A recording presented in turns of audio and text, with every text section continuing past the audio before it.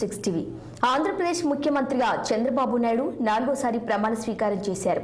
ఆ తర్వాత పార్టీ ముఖ్య నాయకులతో శాఖల కూర్పు మీద కసరత్తు చేస్తున్నారు. ఎవరికి ఏ పదవి కేటాయించాలి, ఏ శాఖ ఇవ్వాలన్న దానిపై సుదీర్ఘ మంతనాలు జరుపుతున్నారు. మంత్రివర్గం కూర్పు మీద క్లారిటీకి రానున్నారు. మిత్రపక్షాలుగా ఉన్న జనసేన, బీజేపీల నుంచి మంత్రులుగా ప్రమాణం చేసిన వాళ్ళు ఎవరికి ఏ శాఖ ఇవ్వనున్నారో తేలనుంది.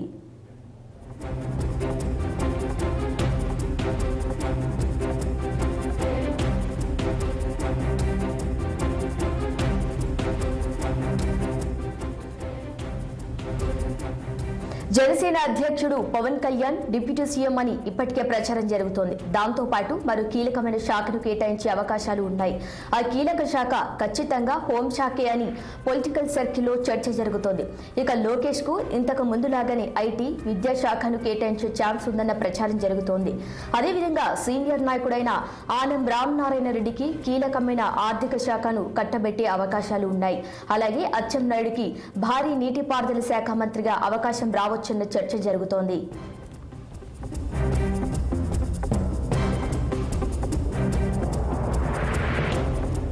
ఇక ఇదే అంశంపై మరింత సమాచారం మా ప్రతినిధి కృష్ణ అందిస్తారు. కృష్ణ, చెప్పండి.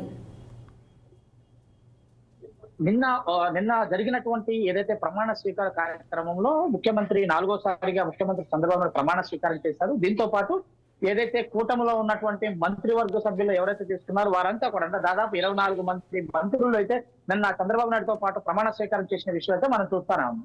ఈ నేపథ్యంలో ఎవరైతే మంత్రులుగా తీసుకున్నారో వారందరితో పాటు ఏదైతే ఇప్పటికీ ఎవరికి ఆ పూర్తి కేటాయించలేదు. ఆ కేటాయింపులు అయితే మరి కాసేపట్లో ఈ రోజు అయితే నేను వెల్లడిస్తానని చెప్పి చంద్రబాబు నాయుడు గారు చెప్పిన విషయం కూడా చూస్తా ఉన్నాం. కానీ అది ఏదైతే మంత్రివర్గంలో చూసిన మాత్రం చాలా స్పష్టంగా చంద్రబాబు పాక రాజకీయాలను అయితే ప్రదర్శిస్తున్నట్లు మనకు స్పష్టంగా తెలుస్తుంది. సీనియర్స్ అందరిని కూడా పక్కన పెట్టి కొత్తగా ఎన్నికైన వాళ్ళు యూత్ అంటే కొత్తగా యువకులకి, మహిళలకు, తనతో అన్ని సామాజిక వర్గాల పరంగా కూడా చాలా అంటే స్పష్టంగా ఎక్కడా కూడా తల ఒగ్గినట్లయితే కనిపించలేదు. అందరికీ కూడా చాలా అంత స్పష్టమైన సంకేతాలు ఇస్తూ ఒక మంచి ఒక ఏదైతే క్యాబినెట్ ని తీసుకురావాలనే ఆలోచన చేస్తుంటే మనకు స్పష్టంగా చాలా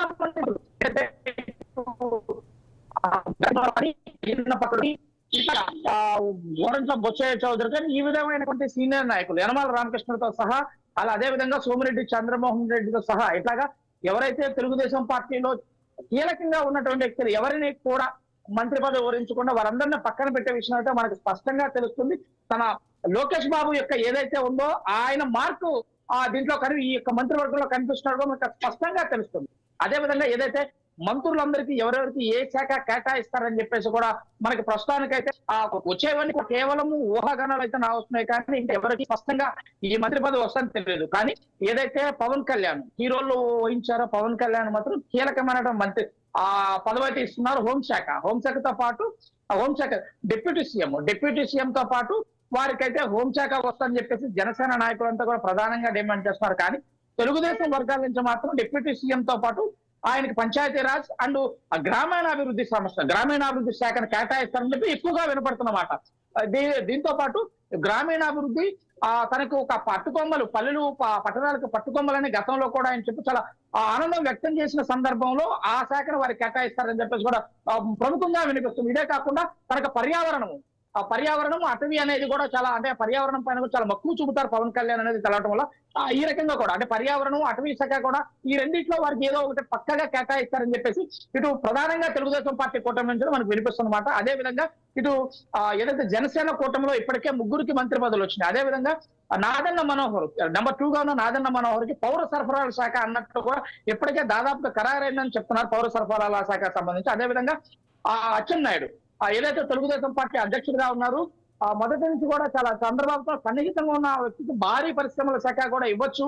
ఆ విధంగా కూడా వారికి కన్ఫర్మ్ అయిందని చెప్తున్నారు. అదేవిధంగా రెవెన్యూ శాఖ ఇటు ఆర్థిక శాఖ కానీ ఇటు ఏదైతే రెవెన్యూ ఉన్నో అత్యంత కీలకమైన శాఖలు అయితే 2 పేర్లు అయితే ప్రధానంగా వస్తున్నాయి. 1 పయ్యావుల కేశవ్, 2 ఆనం రామనారాయణ రెడ్డి. ఎందుకంటే గతంలో కూడా ఆర్థిక శాఖగా పలువురు ముఖ్యమంత్రుల దగ్గర పనిచేసినటువంటి ఆనం రామనారాయణ రెడ్డి పేరు ఆర్థిక శాఖ పరిశీలిస్తున్నారు.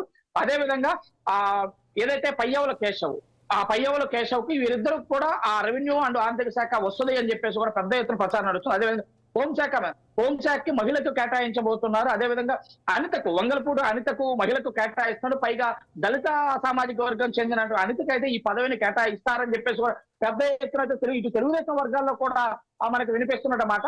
అదే విధంగా ఏదైతే కందుల దుర్గేష్ జనసేన నుంచి కందుల దుర్గేష్ కి ఇటు అంటే ఏదైతే సమాచార శాఖ సినిమాటోగ్రఫీతో పాటు ఇటు ఏదైతే పర్యావరణ ఇతనికి టూరిజం శాఖ కూడా వీరికి కేటాయిస్తున్నారు కందుల దుర్గేష్ అని కూడా మనకు విషయం అయితే స్పష్టంగా తెలుస్తుంది. అదే విధంగా ఫరూక్ కి మైనారిటీ సంక్షేమ శాఖ ఫరూక్ ఇవ్వబోతున్నారు. అదే విధంగా ఆ గుమ్మడి సంజారాన్ని గిరిజన సంక్షేమ శాఖ ఇలా తీసుకుంటూ పోతే ఎవరైతే ఉన్నారో వారందరికీ కూడా మంత్రి పదవులు ఇప్పటికే అంటే దాదాపు చంద్రబాబు నాయుడు గుర్తుకొచ్చారు. ఇక తను పేర్లు అనౌన్స్ చేయడం తరువాయి అని చెప్పేసి కూడా మనకి ప్రధానంగా అందుతున్నటువంటి విషయం. Vote right Krishna, thank you.